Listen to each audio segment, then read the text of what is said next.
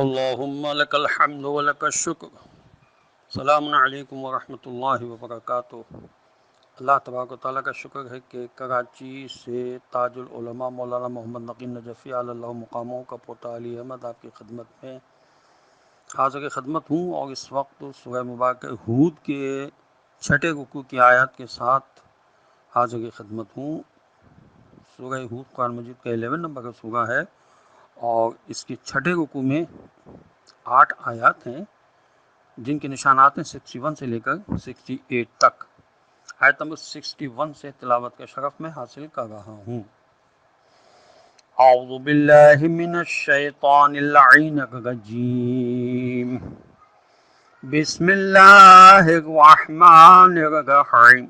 وَإِلَىٰ ثَمُودَ أَخَاهُمْ صَالِحًا قال يا قوم اعبدوا الله ما لكم من إله غيره وأنشأكم من الأرض واستعمركم فيها فاستغفروه ثم توبوا إليه إن ربي قریب مجیب۔ ترجمہ: اور سمود کی طرف ہم نے ان کے بھائی صالح علیہ السلام کو بھیجا۔ انہوں نے کہا، اے میری قوم والوں، اللہ کی بندگی کرو، اس کے سوا تمہارا کوئی معبود نہیں ہے۔ اسی نے تو تم کو شروع زمین سے پیدا کیا اور تمہیں اسی میں آباد بھی کیا، لہٰذا تم اسی خدا سے اپنی غلطیوں کی معافی مانگو اور اسی کی طرف لو لگائے ہوئے پلٹو۔ یہ حقیقت ہے کہ میرا پالنے والا مالک تم سے بہت ہی قریب ہے اور وہ دعاؤں کا جواب دے کر قبول کرنے والا ہے۔ مشرکین اس بات کو تسلیم کرتے ہیں کہ ان کا خالق اللہ ہے۔ اسی بنا پر حضرت صالح علیہ السلام ان کو سمجھا رہے ہیں کہ جب تم یہ مانتے ہو کہ اللہ ہی نے تمہیں بے جان مادوں کی ترکیب سے زندگی جیسی نعمت بخشی، پھر اللہ کے سوا خدائی اور کس کی ہو سکتی ہے؟ پھر کسی دوسرے کو یہ حق کیسے حاصل ہو سکتا ہے کہ تم اس کی عبادت یا پرستش کرو؟ غرض مشرکین کی اصل جاری ہے کہ یہ لوگ خدا تعالیٰ کو بھی اپنے راجوں، مہاراجوں، بادشاہوں اور وڈیروں پر قیاس کرتے ہیں۔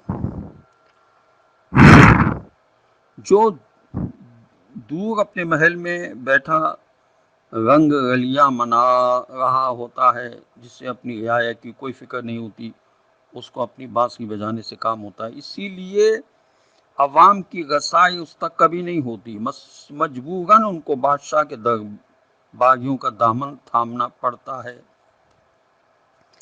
ایسی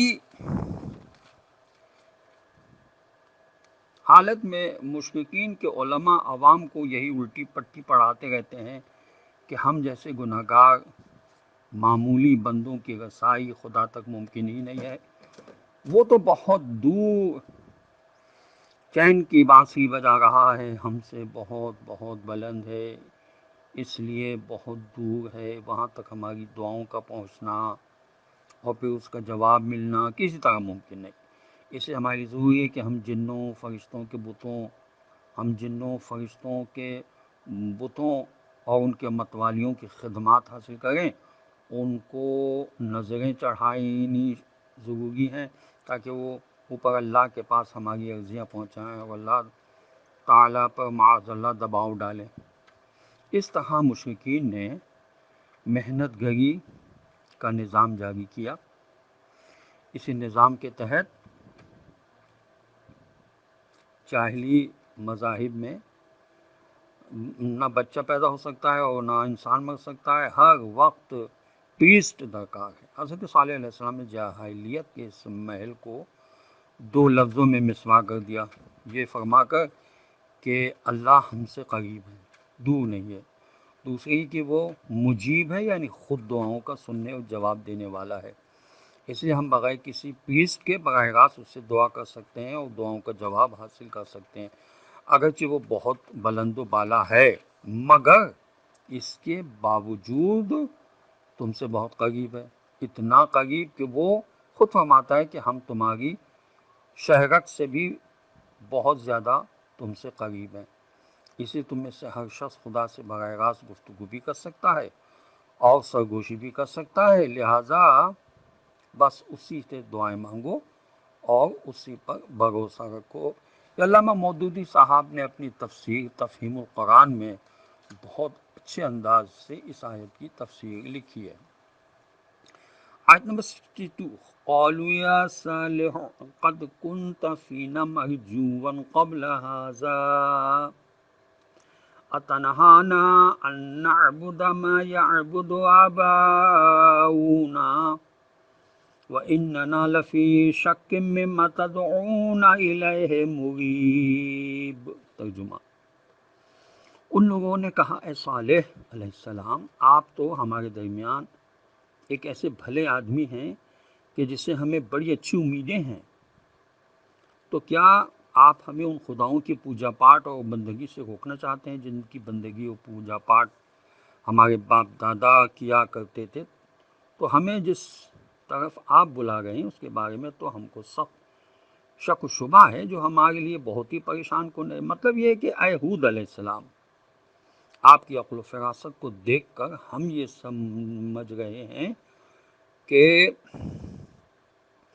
آپ بڑے آدمی ہوں گے، خوب مال کمائیں گے، اور مشوروں سے ہم بھی فائدہ اٹھاتے ہوئے ہم بھی ترقی کریں گے، مگر آپ نے تو توحید و آخرت کا راگ الاپ کر ہماری ساری توقعات پر پانی پھینک دیا۔ یاد ہے کہ قریش کو حضور اکرم صلی اللہ علیہ وسلم سے بھی اسی قسم کے توقعات تھے، وہ بھی رسول صلی اللہ علیہ وسلم کے لیے یہی کہا کرتے تھے کہ نہ معلوم کیا باتیں آپ کر رہے ہیں اور ہماری امیدوں کو خاک میں آپ نے ملا دیا۔ حضرت صالح علیہ السلام تو یہ فرما رہے ہیں کہ خدا کے سوا کوئی عبادت کا مستحق نہیں، اس لیے کہ اس نے تم کو پیدا کیا ہے اور زمین کو آباد بھی کیا ہے۔ اتنی معقول بات کے جواب میں کافر یہ کہہ رہے ہیں کہ ہم کسی طرح جھوٹے خداؤں کی عبادت ترک نہیں کریں گے، اس لیے کہ عبادت ہمارے باپ دادا کے وقتوں سے چلی آ رہی ہے۔ مطلب یہ کہ مکھی پر مکھی صرف اس لیے ماری جاتی رہنی چاہیے کہ ابتدا میں کسی احمق نے اسی جگہ مکھی کو مارا تھا۔ تفہیم القرآن میں یہ علامہ مودودی صاحب نے اس آیت کے ذیل میں لکھا ہے۔ اب آیت نمبر 63، قال یا قوم ارأیتم ان کنت علی بینۃ من ربی وآتانی منہ رحمہ فمن ینصرنی من اللہ ان عصیتہ وما تزیدوننی غیر تخسیر۔ ترجمہ، صالح علیہ السلام نے کہا اے میری قوم، تم نے اس بات پر بھی غور کیا کہ اگر میں اپنے پالنے والے مالک کی طرف سے حقانیت کی واضح دلیل کے ساتھ بھیجا گیا ہوں اور اس نے مجھے اپنی طرف سے خاص رحمت ہدایت عطا کی ہے، تو اللہ کے مقابلے میں میری مدد کون کر سکتا ہے؟ اگر میں اس کی نافرمانی کروں پھر تم میرے کس کام آ سکتے ہو سوائے اس کے کہ مجھے اور زیادہ نقصان پہنچاؤ۔ تفہیم القرآن میں علامہ مودودی صاحب نے لکھا ہے کہ حضرت صالح علیہ السلام کے ارشاد کا مطلب یہ ہے کہ اگر میں اس علم کے خلاف جو اللہ نے مجھے دیا ہے صرف تم کو خوش کرنے کے لیے گمراہی کی زندگی اختیار کر لوں، تو صرف یہی نہیں کہ تم مجھے خدا کی پکڑ سے نہ بچا سکو گے بلکہ میرا جرم اور زیادہ بڑھ جائے گا کہ سیدھا راستہ معلوم ہونے کے باوجود میں نے تمہیں جان بوجھ کر گمراہ کیا ہے۔ آیت نمبر 64، وَيَا قَوْمِ هَٰذِهِ نَاقَةُ اللَّهِ لَكُمْ آیَةً فَذَرُوهَا تَأْکُلْ فِی أَرْضِ اللَّهِ وَلَا تَمَسُّوهَا بِسُوءٍ فَیَأْخُذَکُمْ عَذَابٌ قَرِیب۔ ترجمہ، اور میری قوم، یہ اللہ کی طرف کی اونٹنی تمہارے لیے ایک اللہ کی نشانی ہے، تو اسے خدا کی زمین سے غذا حاصل کرنے دو، اسے ذرا سا بھی نہ چھیڑنا اور نہ اسے تکلیف دینا، اور نہ کچھ زیادہ، ورنہ کچھ زیادہ دیر نہیں لگے گی کہ خدا کا عذاب تم کو آ پکڑے گا۔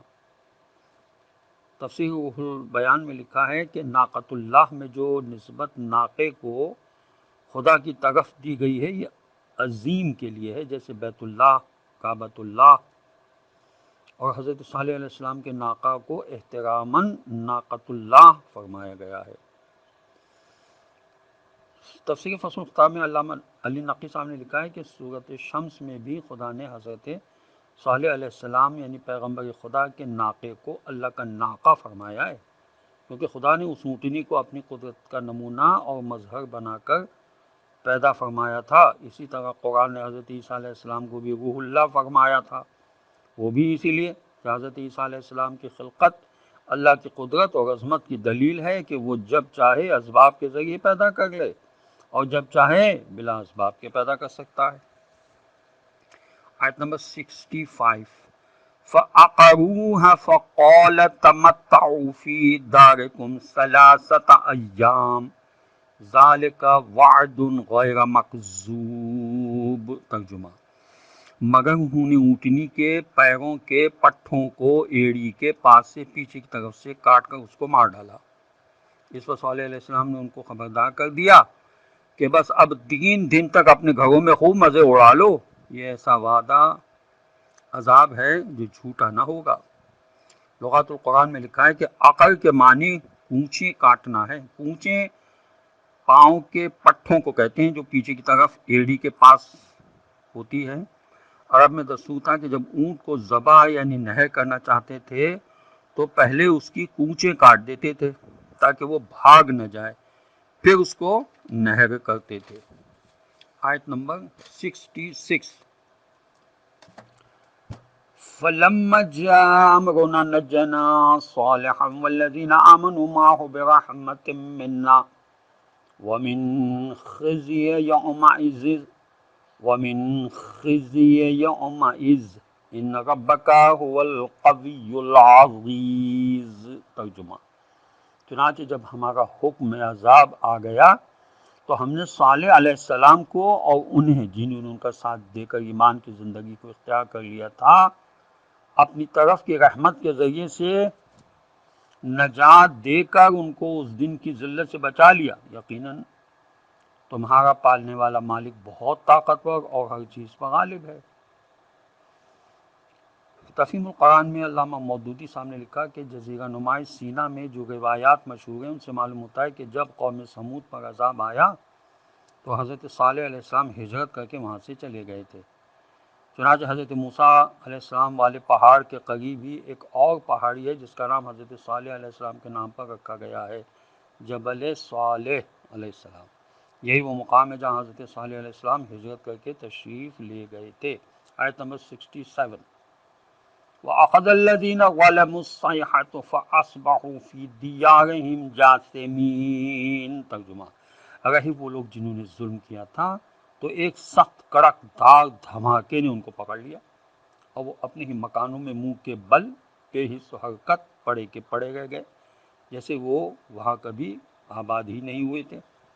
تفسیر کے تبیان میں لکھا ہے کہ جس قوم پر خدا کا عذاب اترا وہ بالکل بے جان ہو گئی، اسی لیے بے جان ہونے کے مفہوم کو خداوند عالم نے جاسمین کے لفظ سے ظاہر فرمایا ہے، جس کے معنی ہے منہ کے بل گرنا یا گھٹنوں کے بل بیٹھنا۔ اس کا مطلب یہ بھی ہو سکتا ہے کہ وہ گھٹنوں کے بل بیٹھے بیٹھے ہی بے جان ہو گئے۔ آیت نمبر 68 اس رکوع کی آخری آیت ہے۔ كَأَن لَّمْ يَغْنَوْا فِيهَا أَلَا إِنَّ ثَمُودَ كَفَرُوا رَبَّهُمْ أَلَا بُعْدًا لِّثَمُودَ۔ ترجمہ: تو اب جان لو کہ قوم سمود نے اپنے پالنے والے مالک کو نہ مانا، اس لیے آگاہ ہو جاؤ کہ قوم سمود خدا کی رحمت سے دور پھینک دی گئی۔ خداوند عالم کی بارگاہ میں دعا ہے کہ پروردگار ہمیں قرآن پڑھنے، سمجھنے اور اس پر عمل کرنے کی توفیق نصیب کرے، اور وارث قرآن حضرت امام زمانہ عجل اللہ تعالی فرجہ شریف کا جلد ظہور ہو، اور خداوند عالم ہمیں ان کے قدموں پر اپنی جان نثار کرنے کی توفیق نصیب کرے۔ وآخر دعوانا ان الحمد للہ رب العالمین، والسلام علیکم ورحمۃ اللہ وبرکاتہ۔